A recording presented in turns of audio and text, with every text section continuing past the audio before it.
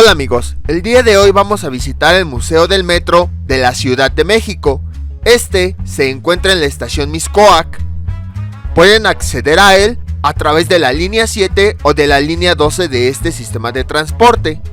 Yo estoy accediendo por la línea 7 para que los que no son de aquí de la ciudad puedan conocer que esta es quizá la línea más profunda de toda la red del transporte. En este museo encontraremos muchos aspectos relacionados a la construcción del metro. Encontraremos algunos datos de su inauguración, algunos planos de su construcción, algunos boletos de hace 40, 50 años, así como algunos objetos arqueológicos que han sido encontrados durante las excavaciones de cada una de las líneas.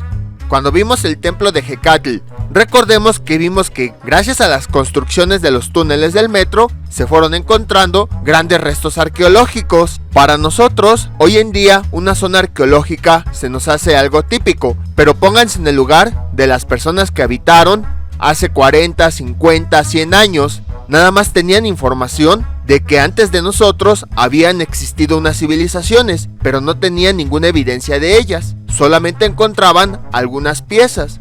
Entonces imagínense la emoción al descubrir ciudades subterráneas que confirmaban que en efecto, antes de nosotros, realmente existieron civilizaciones prehispánicas. Y eso no tiene mucho. Por ejemplo, el Templo Mayor fue encontrado hace apenas 50 años, alrededor de 1970.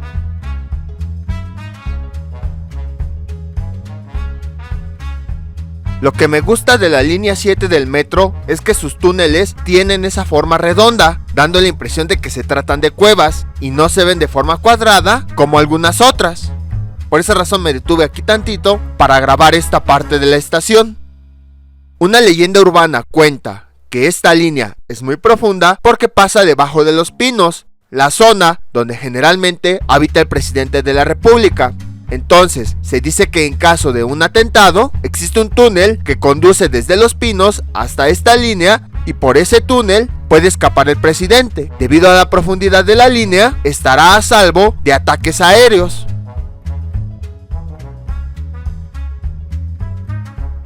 Y bueno, el museo está más cerca de la estación de la línea 12 del metro que de la línea 7. Y es que para los que no son de la Ciudad de México, deben saber que en la estación Mixcoac llegan dos líneas diferentes del metro, la 12 y la 7. Ahorita nosotros estamos recorriendo la 7, pero nos dirigimos a la 12.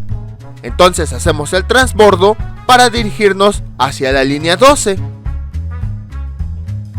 Y finalmente llegamos al museo. La entrada tiene torniquetes que simulan la entrada de una estación, sin embargo es gratis, no crean que se puede pagar. Y esto se los comento porque hay personas que creen que cobran, pero no, es gratis. Este museo decidió abrir sus puertas porque el sistema de transporte colectivo, Metro, se ha convertido en la columna vertebral de la Ciudad de México. En la siguiente imagen tenemos opiniones de algunos de los escritores más reconocidos, como Carlos Monsiváis o Vicente Leñero, en el que destacan la importancia de este sistema de transporte, indicando que ayuda a más de 5 millones de usuarios diarios a trasladarse a distintos puntos de la ciudad, ya sea a su trabajo, a la escuela, a su casa, e incluso es un punto de encuentro entre amigos que van a salir o recientemente entre personas que van a vender sus productos. La siguiente exposición se llama La Otra Ciudad. Recibe este nombre porque literal, el metro parece que es una ciudad completamente ajena de la Ciudad de México. Cuando uno entra a sus túneles, puede encontrar puestos de comida, locales de ropa, museos como este, galerías, bibliotecas, incluso la típica frase de los capitalinos cuando se reúnen con sus amigos: nos vemos abajo del reloj. Aquí vemos algunas de las ampliaciones del Diario Oficial de la Federación y de un recorte de un periódico en el que se habla de la implementación de un nuevo proyecto conocido como Metro. En esta fotografía vemos el inicio de las obras de la construcción del metro, las cuales dieron inicios el 19 de junio de 1967 en el cruce de las avenidas Chapultepec y Bucareli. Y a un costado tenemos un periódico que anuncia el inicio de las obras de este megaproyecto.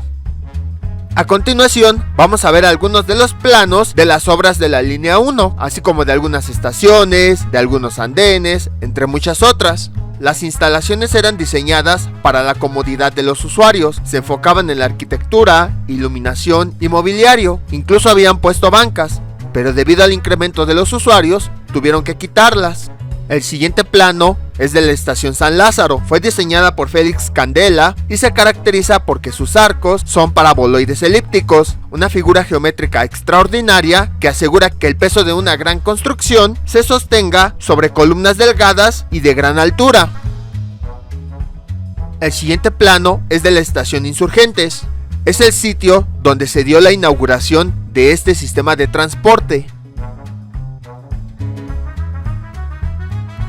Este es el plano de la estación Calendaria. Todas las estaciones subterráneas tienen respiradores o lumbreras, que son pequeños cuartos por donde entra el aire. De esa forma, cuando el metro circula enfrente de ellos, se lleva todo el aire acumulado hacia el resto del túnel. Este es el plano de la estación Merced. Está diseñada con una estructura llamada paraguas cuadrados. Fue diseñada por Félix Candela y la ventaja es que se puede ocupar en cualquier sitio dependiendo de la necesidad del espacio. El siguiente plano es de la estación Bellas Artes, que tiene un valor cultural, ya que tiene 36 reproducciones de piezas arqueológicas de algunas culturas como la maya y la mexica. También tiene 2 murales de Bonampak y la puerta de Guimard, colocada en 1998 con motivo de la celebración, los primeros 30 años de la relación de México y Francia, ya que por si no lo sabían, el metro fue una inversión que Francia hizo en México. Este instrumento es un topógrafo, que es utilizado para medir desniveles. Fue utilizado en las primeras 3 líneas para colocar las vías del metro. Aquí vemos el diseño de algunos paraguas sostenidos por algunas columnas. Todas las estaciones que mencionamos anteriormente son consideradas por el Instituto Nacional de Bellas Artes como recintos de gran valor artístico. El jefe de gobierno de la Ciudad de México de esa época realizaba constantes visitas a las obras de la construcción del metro. Generalmente iba acompañado por personas reconocidas, como los alcaldes de ciudades como Montreal, París y Moscú. Ahora vamos con la historia de este sistema de transporte. Todo comenzó en Tenochtitlán, que sabemos que era una ciudad que estaba en medio de un lago. Ahí la gente se transportaba a través de los canales de agua. Después, en el siglo XVI, cuando llegaron los españoles, el medio de transporte eran carretas tiradas por caballos. Luego, hasta el siglo XIX, se empezaron a utilizar tranvías que eran jalados por mulas. Fue hasta principios del siglo XX que empezaron a existir tranvías eléctricos, así como vehículos motorizados. En 1930 se empezaron a implementar los primeros autobuses de pasajeros. Sin embargo, en 1940 ya se requería algo nuevo, ya que la población estaba creciendo. Debido a esto, a finales de 1960 se postuló un proyecto para un nuevo medio de transporte. El 29 de abril de 1967, en el Diario Oficial de la Federación, se publicó acerca del proyecto. El diseño estuvo lleno de retos, debido a las dimensiones del lugar, a los costos y al impacto social. Se contó con ICA, que es el grupo de ingenieros civiles asociados. También hubo un intermedio entre México y Francia para adecuar la tecnología. El objetivo era resolver problemas de transporte de la urbe, considerando en la periferia las zonas laborales, y así fue como dio inicio al Plan Maestro. Se tuvieron que hacer análisis de subsuelo y de hundimiento de la zona lacustre, ya que recordemos que antes todo esto era un lago. A partir de eso, se estudió el uso de técnicas similares a las que se utilizaron con la construcción del drenaje profundo. Las obras iniciaron el 19 de junio de 1967. Era todo un reto construir en un suelo lacustre y en una zona altamente sísmica. La primera estación terminada por completo fue San Lázaro, y esto ocurrió en septiembre de 1967. El 19 de septiembre de 1968 se anunciaron los inicios de la línea 2 en la avenida México-Tacuba y los de la línea 3 en la estación Valderas. Los metros a utilizar fueron diseñados por la empresa francesa Alstom. Eligieron trenes MP68 ya que no hacían mucho ruido, su mantenimiento era menos costoso y más seguro. El método de tracción y frenado era electromagnético. fueron diseñados con 9 vagones para que en una hora se transportaran 60,000 personas, y estos llegaron a Veracruz en febrero de 1969. El 19 de junio de 1969 se entregaron las instalaciones y el punto central de control. Ese mismo día iniciaron las pruebas de funcionamiento. El 4 de septiembre de 1969 se inauguró el metro en la Glorieta Insurgentes por el presidente Gustavo Díaz Ordaz y su gabinete. El tren que abordó fue llamado Convoy Presidencial, viajando desde Insurgentes a Zaragoza. 16 estaciones de la línea 1 con 12.66 kilómetros de longitud, y el evento fue transmitido en cadena nacional. El 20 de noviembre de 1970, la primera etapa de la construcción terminó finalmente, con la inauguración de la línea 3 que iba de Tlatelolco a Hospital General. En ese entonces, la Ciudad de México se convirtió en la ciudad número 39 en contar con un metro, y la segunda en Latinoamérica, después de Buenos Aires, Argentina, que lo hizo en 1913. Hoy en día es uno de los sistemas más grandes de toda América Latina, ya que cuenta con 12 líneas, 195 estaciones y 226 kilómetros. Y a la fecha todavía existen algunas ampliaciones, como la línea 12 que se está ampliando de Mixcoac a Observatorio. Las siguientes fotografías muestran algunos de los eventos más importantes de esta historia.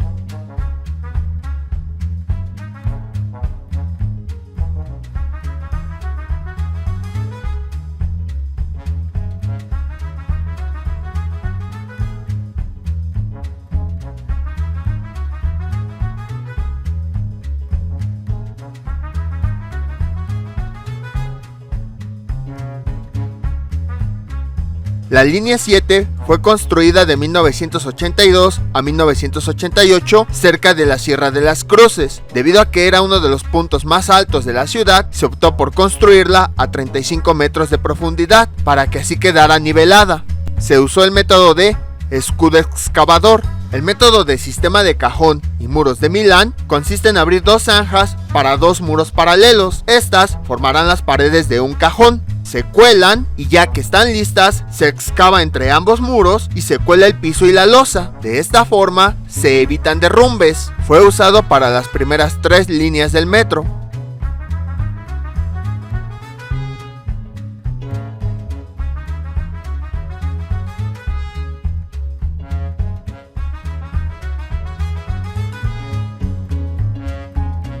La línea 5, que fue construida entre 1977 y 1982, fue planeada para conectar a las personas con el aeropuerto. La estación Hangares formó parte del primer tramo, que fue inaugurado el 19 de septiembre de 1981. Durante las construcciones de la línea 1 y 2, muchas actividades comerciales fueron reubicadas temporalmente y el paisaje de la ciudad cambió repentinamente. Cuando se construyó el metro en el centro de la Ciudad de México, se reunieron arqueólogos, historiadores, físicos y etnohistoriadores para detectar sitios donde hubiera mayor posibilidad de encontrar restos arqueológicos. Se procuraba que las estaciones también formaran parte del paisaje urbano. Por esa razón, se contrataban a arquitectos como Félix Candela que realizaran esa labor. En la estación Candelaria se caracterizan sus estructuras en forma de cascarón a partir de paraboloides elípticos. Esto se hacía con el fin de evitar usar espacios claustrofóbicos que provocaran rechazo del metro a los usuarios. Entonces, se buscaba que las estaciones desde el exterior fueran atractivamente visuales.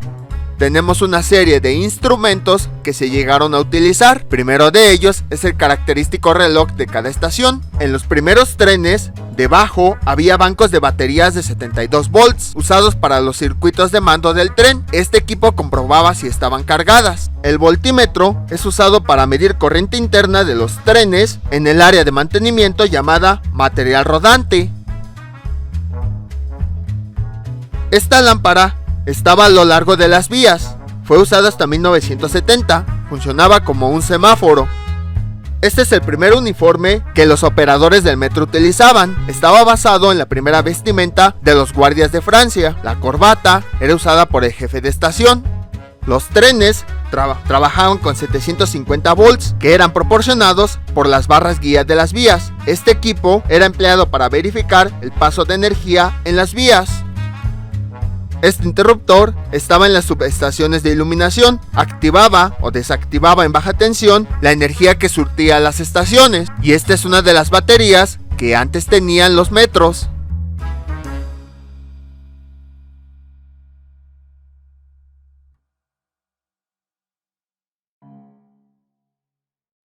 Esos botes de basura son característicos del metro, pero en este caso no sé si está como exhibición o realmente es un bote de basura de museo. Los primeros sillones que tenían los metros fueron sustituidos por estos asientos. Hoy en día se usan en las líneas 1, 5, 7 y B. En 1973 se compran trenes fabricados en México, los NM73, y fueron equipados con estos asientos. Los primeros trenes tenían estos sillones acolchonados, pero ¿saben por qué fueron sustituidos? Por el vandalismo que sufrieron. Esta foto es el primer fin de semana después de la inauguración del metro en la estación Chapultepec. A partir de esto empezó una nueva ciudad, porque surgieron sus propios ritmos, sus propias reglas, su propia vida cotidiana, etc. La siguiente fotografía retrata una visita guiada a los usuarios del metro, en la cual explican cómo funciona el sistema de transporte.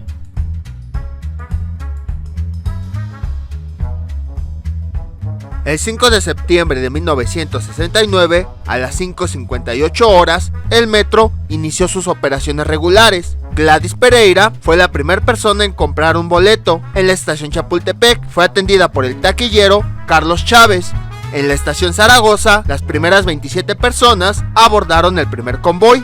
Durante las primeras 18 horas, utilizaron el medio de transporte más de 500,000 de personas. Este es un calibrador vernier que es empleado para medir el tamaño de piezas pequeñas. Estas son placas de construcción de los trenes. Tienen el modelo del tren, país y el número de serie, así como la fábrica que los construyó. Esta bolsa era utilizada en la década de los 80 para transportar el dinero de las taquillas. Esta es una de las primeras credenciales de los trabajadores. Las credenciales son importantes porque indican la zona en la que trabaja la persona, ya que hay zonas que son restringidas. Este dispositivo es utilizado para numerar los trenes de forma electrónica y así poder ser monitoreados. Este fue utilizado hasta la década de los 70s.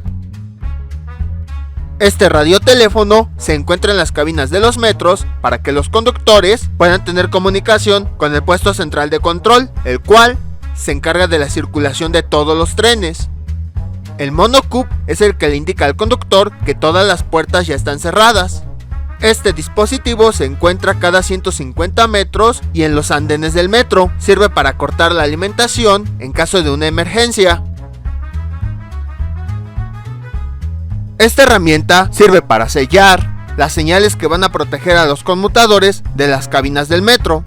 Este manipulador lleva un instrumento llamado anillo de hombre muerto. Cuando está en pilotaje automático, el conductor acciona este dispositivo y mientras lo esté activando, el metro sigue avanzando. Y este dispositivo es un micrómetro que mide objetos del orden de milímetros. Fue usado en los primeros años para construir refacciones.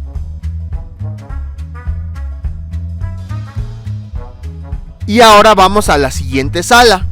Ahí donde está el policía es una tienda, pero ahorita está cerrada. Sin embargo, esa tienda me gustaba porque tenía el aspecto del interior de una taquilla. Entonces tú podías ponerte en las ventanillas y jugar a que estabas vendiendo boletos del metro.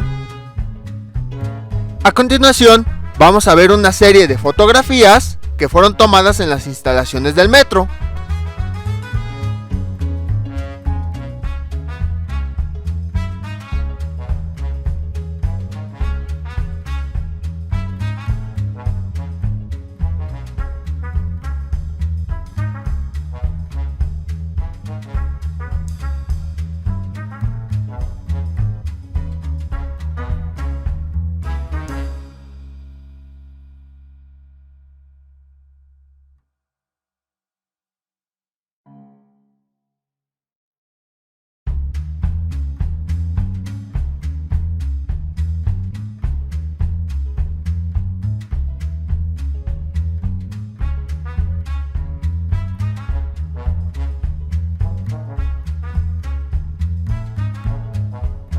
Continuamos con la exposición de fotografías en la sala de atrás.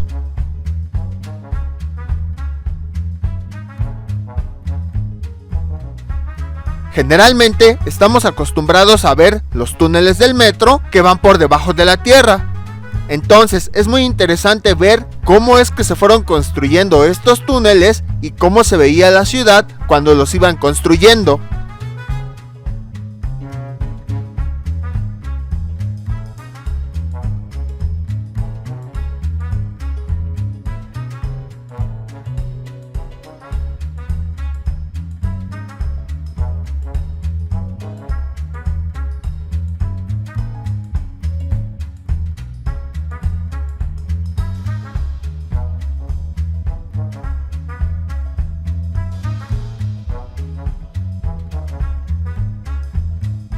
La siguiente foto es muy interesante porque nos muestra cómo fue que construyeron la correspondencia de las líneas 1 y 2 alrededor del templo de Hecatl, que ya visitamos anteriormente.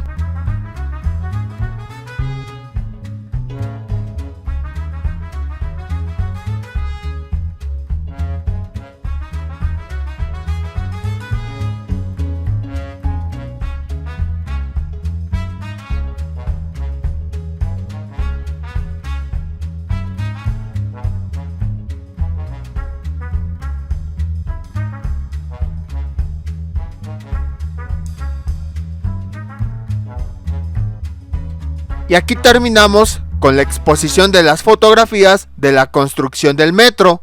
Enseguida vamos a ir a la exposición de hallazgos arqueológicos. Y es que debido a la complejidad de la construcción del metro, el paisaje se modificó completamente.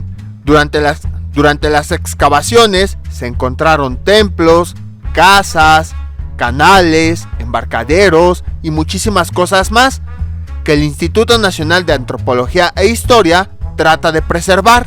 Todos los restos hablan del gran patrimonio cultural de la ciudad, ya que se encontraron elementos de diversas épocas, incluso fauna pleistocena, como mamuts de hace 14.000 años. En Valderas se encontraron los restos de un hombre de hace 11.000 años. También se encontraron entierros del año 1100 a.C., así como diversos objetos del periodo virreinal. Y gracias al metro podemos trasladarnos a algunas de las zonas arqueológicas. El Templo Mayor de Tenochtitlán en el Metro Zócalo, el Templo de Hecatl en Pino Suárez, el complejo de Tlatelolco entre las estaciones Tlatelolco y Garibaldi, los edificios de Mixcoac en la estación de San Antonio, las albercas de Moctezuma en Chapultepec, Templo de Fuego Nuevo en la estación Cerro de la Estrella y el basamento de Cuicuilco cerca del Metro Universidad.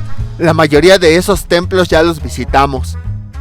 Con el desarrollo de grandes obras de infraestructura a lo largo del país, entre ellas el metro, surge la Oficina de Salvamento Arqueológico como una medida para evitar la afección del patrimonio arqueológico. En 1977, los crecientes programas de desarrollo urbano y el boom petrolero trajeron consigo la creación oficial del Departamento de Salvamento Arqueológico, que empieza a enfocar sus esfuerzos en la construcción de presas, líneas del metro, gasoductos, tendidos eléctricos, etc., así como la intervención de diversos predios y monumentos históricos en la Ciudad de México. Debido a la creciente planeación y construcción de obras, en 1989 el departamento se convierte en subdirección y en 1995 en la actual Dirección de Salvamento Arqueológico.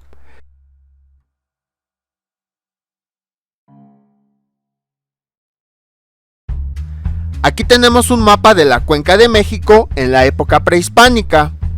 Y el siguiente mapa, este me gusta mucho, tenemos toda la red de líneas del sistema de transporte colectivo del metro, pero están situadas sobre lo que anteriormente era el lago. Podemos observar que gran parte del metro está situado sobre una superficie lacustre. Aquí tenemos cómo lucen las líneas el día de hoy.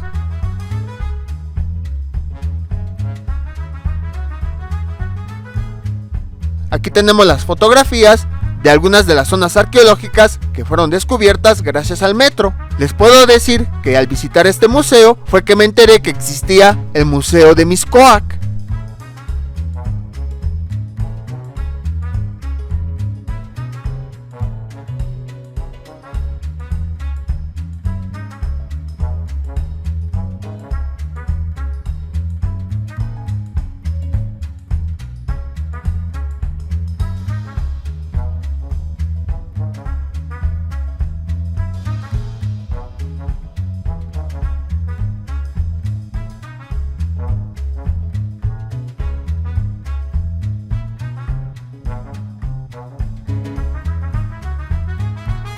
A continuación tenemos algunas de las piezas que fueron encontradas durante las excavaciones. Estas piezas fueron encontradas durante el proyecto de la línea 5, corresponden a finales del siglo XIX y principios del siglo XX.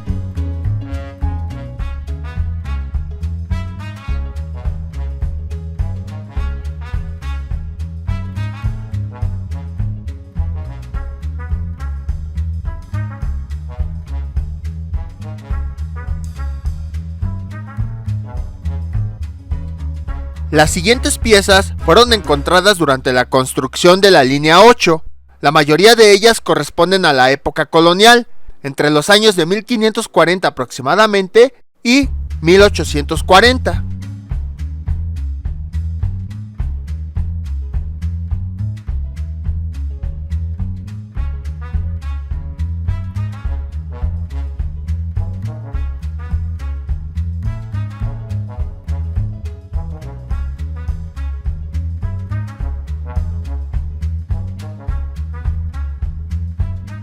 Las piezas que se muestran a continuación fueron encontradas durante las obras de la línea 8 y la línea 12. Corresponden a la cultura mexica y están datadas de entre 1200 y 1521. Ahí de nueva cuenta tenemos sellos. Son de las piezas que más me han gustado porque me llama la atención cómo desde esa época ya existían los sellos, los cuales eran muy elaborados. Y antes no sabía que existían, y desde que las empecé a ver en los museos, en todos los he seguido viendo. Las siguientes piezas también corresponden a la cultura mexica, ubicada entre el año 1200 y 1521. Fueron encontradas durante la construcción de las líneas 2, 8 y 12.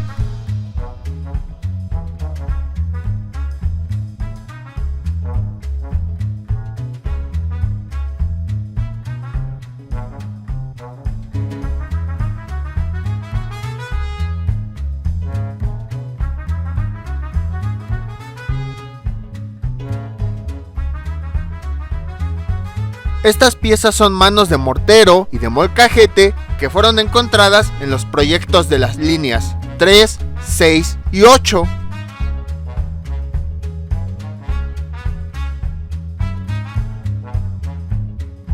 Las piezas exhibidas aquí son salineras y malacates, igual de la cultura mexica, halladas en el proyecto de la línea 3 y la línea 6 del metro.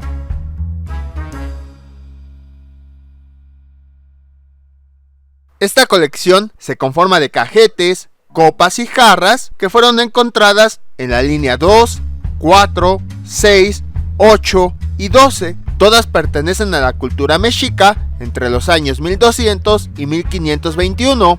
A este periodo se le llama posclásico tardío. Todas las figuras que hemos visto anteriormente que tienen origen mexica pertenecen a este periodo.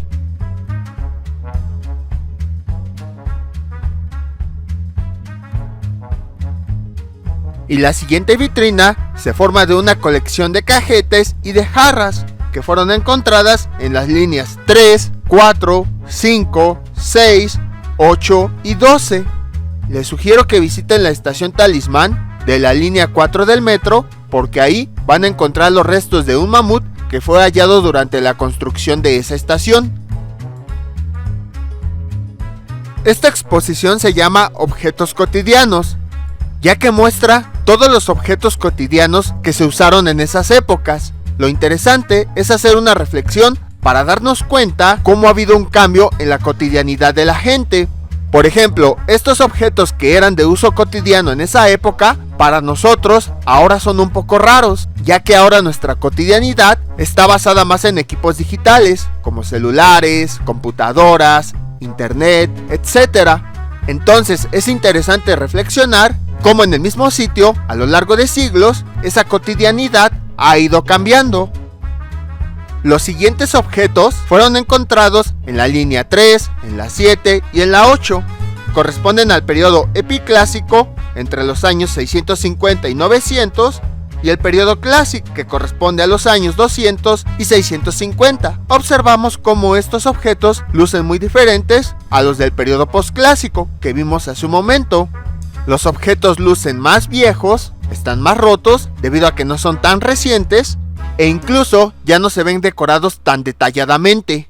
Esto es a lo que se refería la exposición, ver esa evolución de los objetos cotidianos a través del tiempo, y que gracias al metro podemos hacerlo.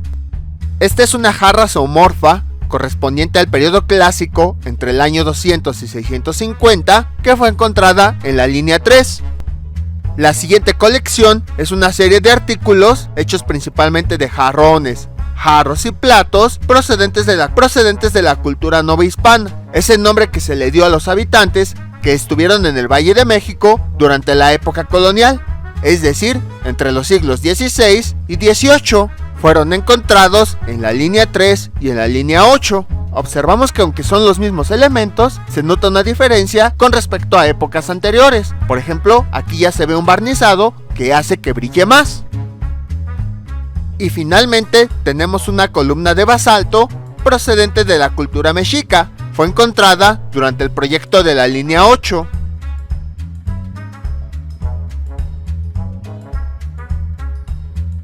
Ahora vamos a la siguiente sala, que habla del diseño de la iconografía del metro. Lance Wyman, que nació en Nueva Jersey 1937, fue el director de diseño de la iconografía del metro.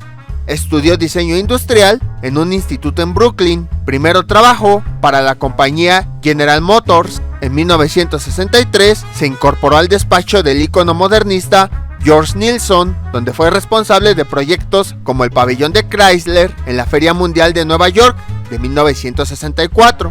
Sus aportaciones en materia de sistemas gráficos de orientación espacial lo han llevado a ser considerado uno de los padres de la señalética moderna, y a lo largo de más de 50 años de trayectoria se ha consolidado como una de las figuras más importantes del diseño gráfico. Una de sus últimas aportaciones fue el logotipo del Museo del Metro. Aquí vemos una serie de bocetos del logotipo del metro que estuvo realizando antes de obtener el diseño final.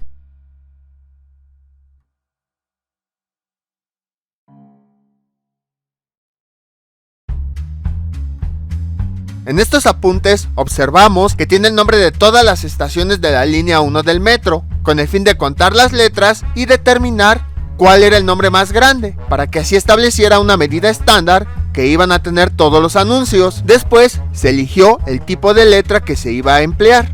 Una vez que realizó esto, empezó a establecer los iconos característicos de cada una de las estaciones. También definió los colores característicos de cada una de las líneas. Esto lo hizo con el fin de que las personas, que principalmente no sabían leer, pudieran identificar de alguna manera el lugar al que estaban llegando. De hecho, si van en el metro y ven a los niños pequeños, se darán cuenta que aunque no saben leer, sí saben identificar el lugar a partir de la imagen que caracteriza la estación.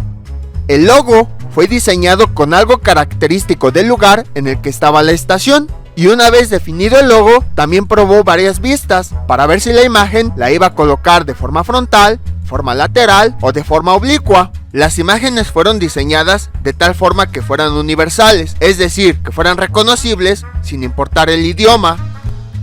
Al tener definida también la medida de todos los anuncios, empezó a trabajar con cada uno de ellos, escribiendo las indicaciones como el nombre de la estación, los anuncios de salida o de correspondencia, de tal forma que el letrero que las cubría tuviera el mismo tamaño. También empezó a diseñar la iconografía de algunos de los anuncios importantes, como la dirección hacia donde estaba la estación, un logo de escaleras para que la gente entendiera que por ahí estaban, la imagen de no fumar, entre muchas otras. Incluso se diseñaron imágenes que indicaban cuando las escaleras eran para subir o para bajar, y la posición en donde se encontraban los andenes del metro en aquellas estaciones que eran grandes. Después de participar en el diseño del logotipo de las Olimpiadas de México 68, Wyman diseñó el logo del metro. Este se caracteriza porque forma una M. Los primeros 3 palitos representan las primeras 3 líneas, y la línea curva representa que el metro va viajando a través de ellas. Enseguida tenemos una pequeña maqueta del funcionamiento de las puertas de un vagón. Y para los que siempre han querido tocar los botones de la cabina, aquí tenemos un botón que se puede presionar.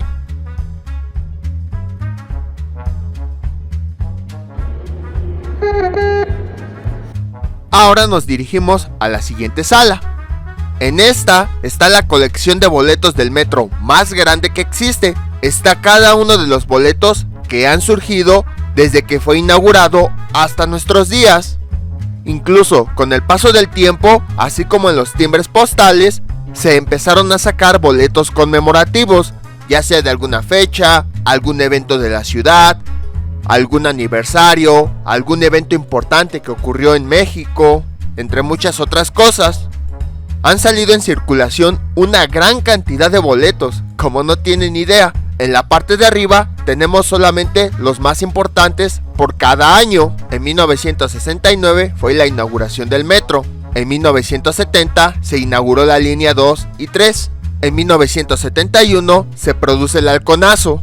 En 1972 se publica la Ley Federal de Monumentos y Zonas Arqueológicas. En 1973 muere el cantante José Alfredo Jiménez. En 1974 se encuentra el esqueleto más antiguo de un ser humano, al que apodaron Lucy. En 1975, dos convoys del metro chocan en la estación Viaducto de la línea 2. En 1976 se inicia la construcción del sistema Cutzamala, que abastecerá de agua a la Ciudad de México.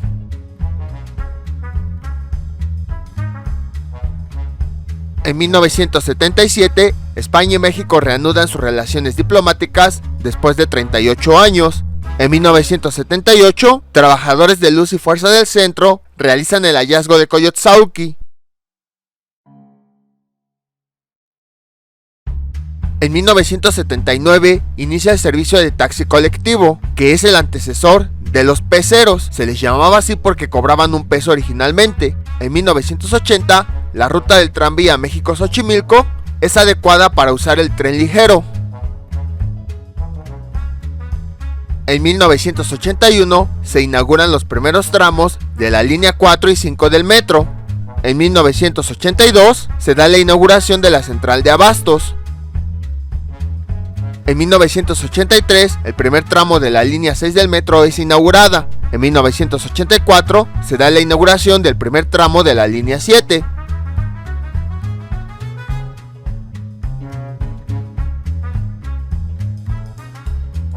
En 1985, la Ciudad de México es afectada por un terremoto. En 1986 se realiza el Mundial en México, primer país que es sede 2 veces.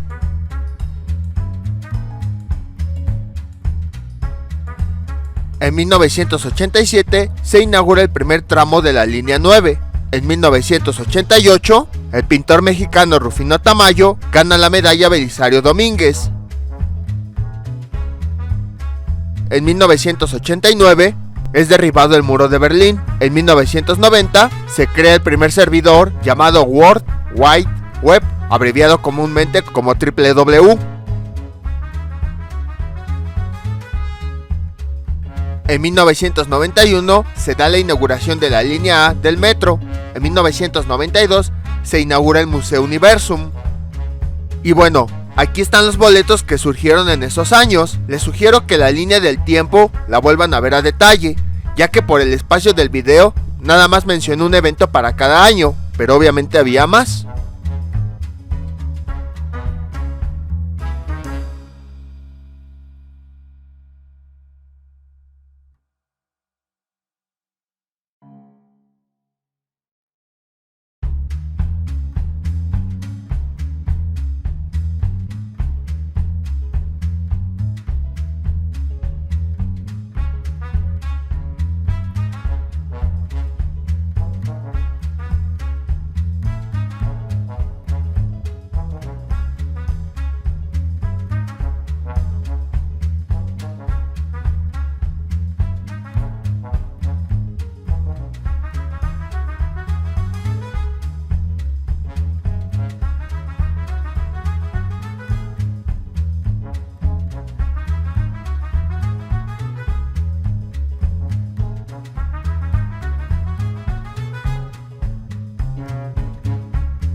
Al igual que los timbres postales, los boletos del metro también empezaron a ser coleccionados, ya que a la gente les empezó a llamar la atención su diseño, su originalidad, sus colores, las fechas que conmemoraban, entre muchas otras cosas.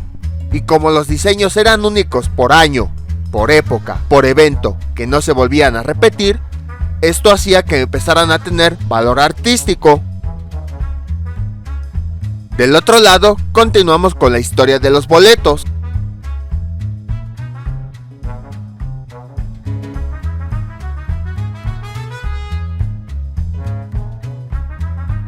En 1993 entra en vigor el nuevo peso, ya que le quitaron 3 ceros a la moneda.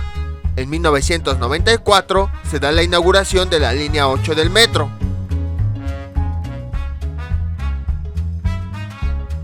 En 1995, el ingeniero mexicano Mario Molina ganó el Premio Nobel de Química.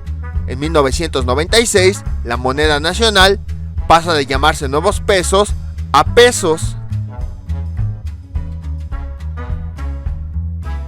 En 1997, por primera vez en la Ciudad de México, hay elecciones para jefe de gobierno. En 1998, fallece el escritor mexicano Octavio Paz, que ganó el Premio Nobel de Literatura. En 1999, se inaugura el primer tramo de la línea B del metro. En el año 2000, año en el que se creía que iba a ser el fin del mundo, se concentra en la central de abastos toda la venta de alimentos de la Ciudad de México. Año 2001, clonación del primer embrión humano. Año 2002, Carlos Fuentes, un escritor mexicano, publica Manchado de la Mancha. Año 2003, se crea el Instituto Nacional de Lenguas Indígenas. Año 2004, ocurre un terremoto en el Océano Índico, ocasionando una serie de tsunamis, dejando casi 230,000 personas muertas.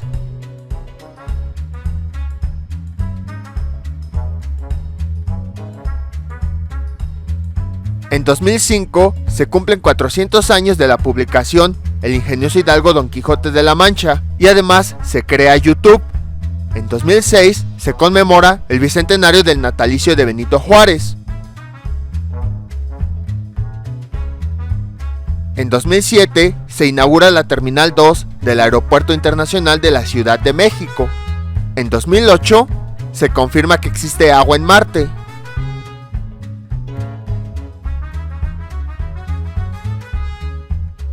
En el 2009 se produce un tiroteo en el Metro Valderas de la Ciudad de México. En el 2010 fue el año con más celebraciones, fue celebración del bicentenario de la Independencia de México y centenario de la Revolución Mexicana, así como 100 años de la fundación de la UNAM.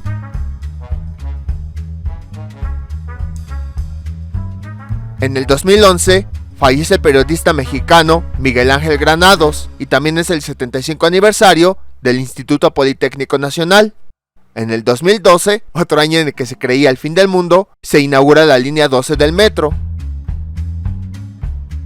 En el 2013 fue el centenario de la creación del ejército mexicano y además hallaron mercurio líquido en Teotihuacán. En el 2014 fallece el escritor colombiano, Premio Nobel de Literatura, Gabriel García Márquez. El 2015 es el bicentenario del fusilamiento de José María Morelos y Pavón. El 2016 es el bicentenario de la publicación del Periquillo Sarmiento, del escritor mexicano José Joaquín Fernández de Lizardi. Y a continuación tenemos los boletos conmemorativos. Obviamente esta línea del tiempo se hizo hasta el año 2016, por lo que no hay eventos posteriores. Sin embargo, vamos a decir algunos de ellos. En el 2017, sorpresivamente, otro 19 de septiembre, volvió a temblar, después de un simulacro que conmemoraba el sismo de 1985. En el 2018 se realizó la Copa Mundial de Fútbol en Rusia. En el año 2019 fue el 50 aniversario de la inauguración del metro. El 2020 fue el inicio de la pandemia de COVID. El 2021 fue cuando se cayó una de las vías de la línea 12 del metro, causando más de 20 muertos. En 2022, nuevamente, el 19 de septiembre, volvió a temblar, después del simulacro que conmemoraba los sismos del 85 y de 2017. Y en el 2023 fue el año en el que finalizó la pandemia de COVID. En esta colección de boletos vemos que cada vez, en tiempos más recientes, en un año, sacan más boletos conmemorativos, a diferencia de antes, que era rara la ocasión en la que salían.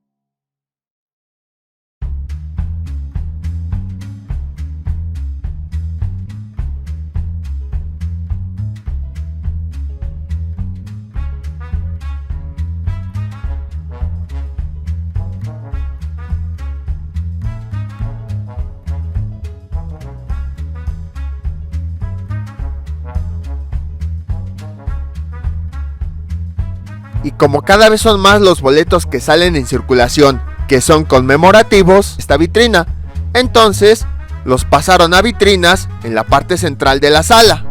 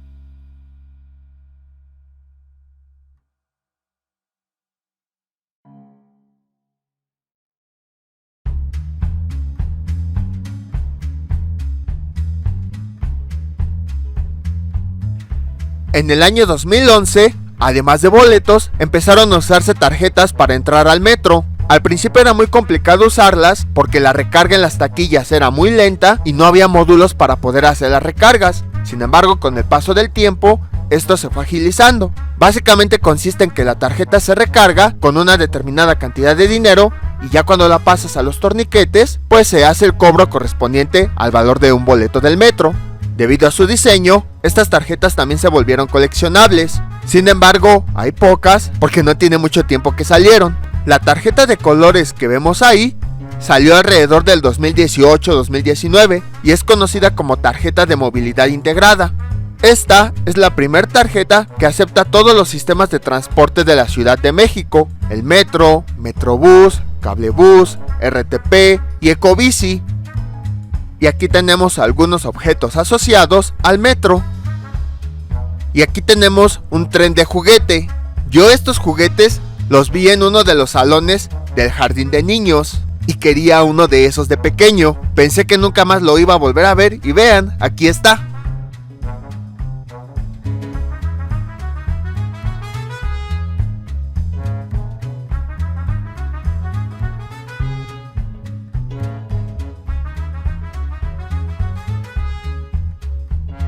Ahora nos dirigimos a la última sala. La última exposición de este museo se llama Imagen México.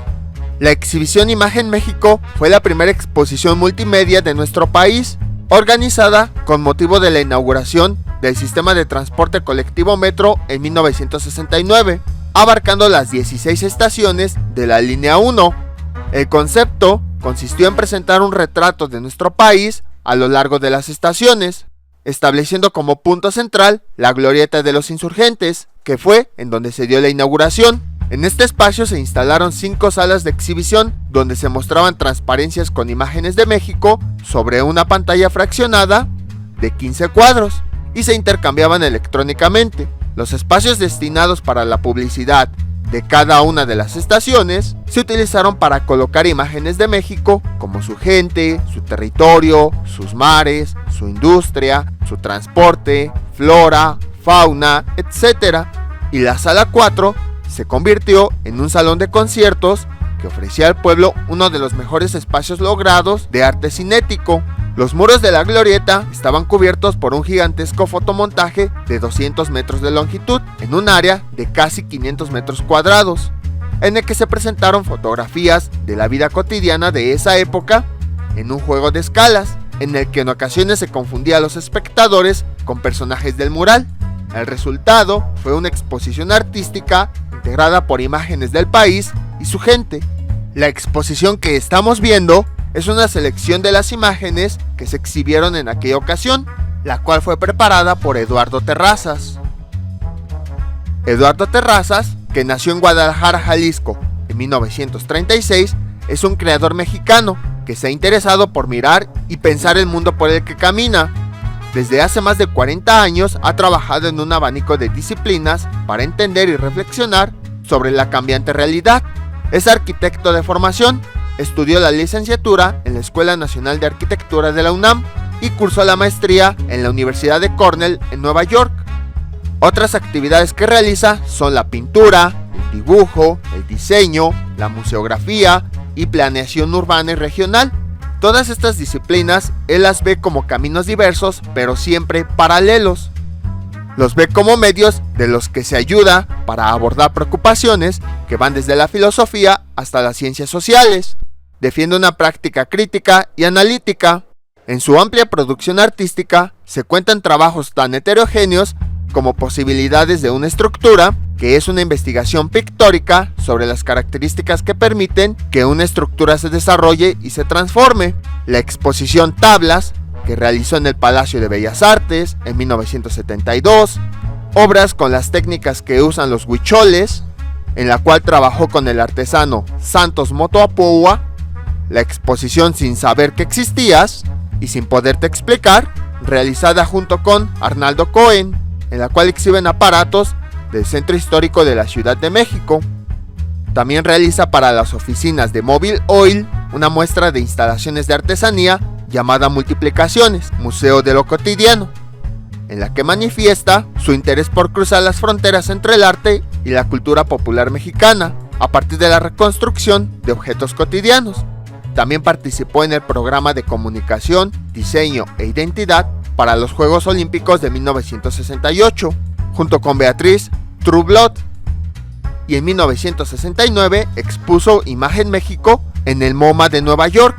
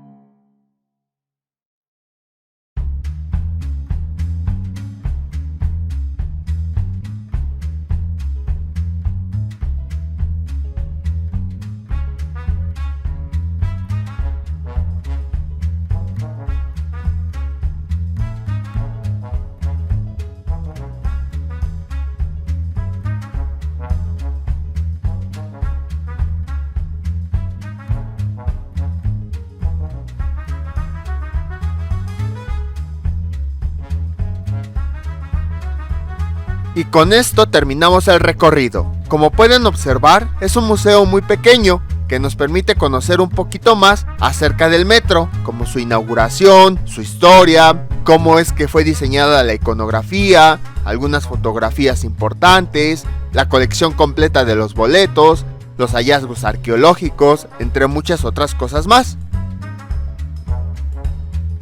Como les había comentado al inicio, se encuentra en la estación Mixcoac de la línea 12 del metro.